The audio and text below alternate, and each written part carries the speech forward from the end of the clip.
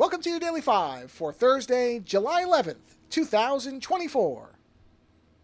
I was listening to the most recent, at least as of this recording, the most recent episode of This Week in Tech over on the twit.tv network, and one of their discussion points was around social media, specifically the warning label system that I don't know if it's been implemented or if it's still just proposed for social media, which I'm not getting into that. That's not what this 5 is about. You can go listen to that show and you'll hear a much better discussion that I would give you in a 5 anyway, because I pretty much agree with everything that they had said.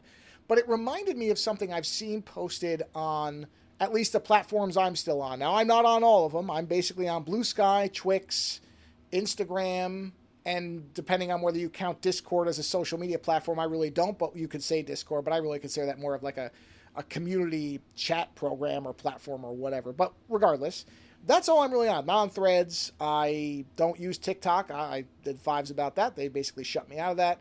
Not Snapchat, nothing else. So I'm pretty limited, but I've seen the same people tend to show up on a lot of these platforms. There's overlap.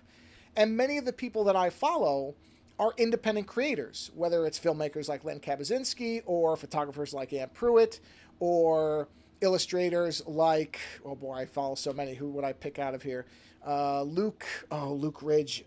This Northern Boy is his name on most of the platforms, I think. And I've seen these people, Amy Ray Hill, the sculptor. A lot of these people have been posting over the last particular 6 to 12 months that these platforms, and this is, of course, we're in a completely different type of world now with social media. It's become so fractured, and each platform feels like its own niche now that I think some of it is that, but it also feels like some of it is related to, even though it's not a direct one-to-one connection, to the drop-off in advertising for podcasting. That's been happening all over the place.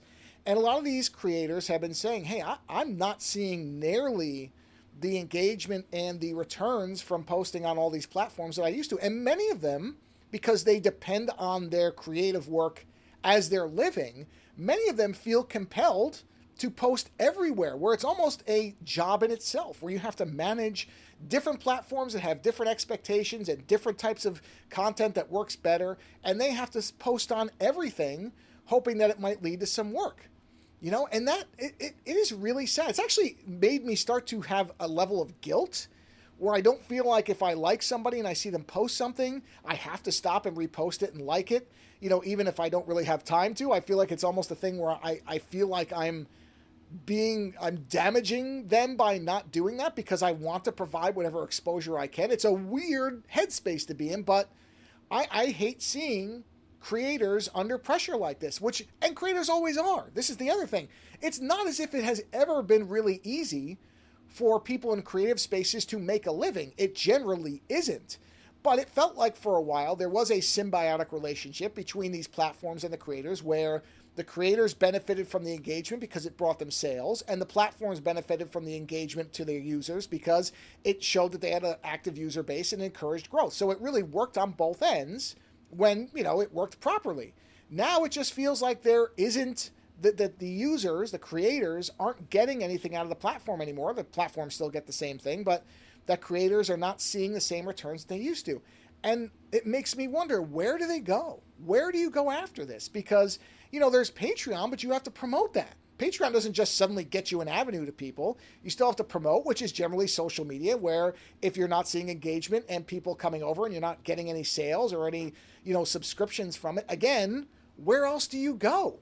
Most of these people can't afford marketing firms or agents. They can't go out there and do a promo blitz. They're relying on these tools that are now starting to fail them. And where do you go after that?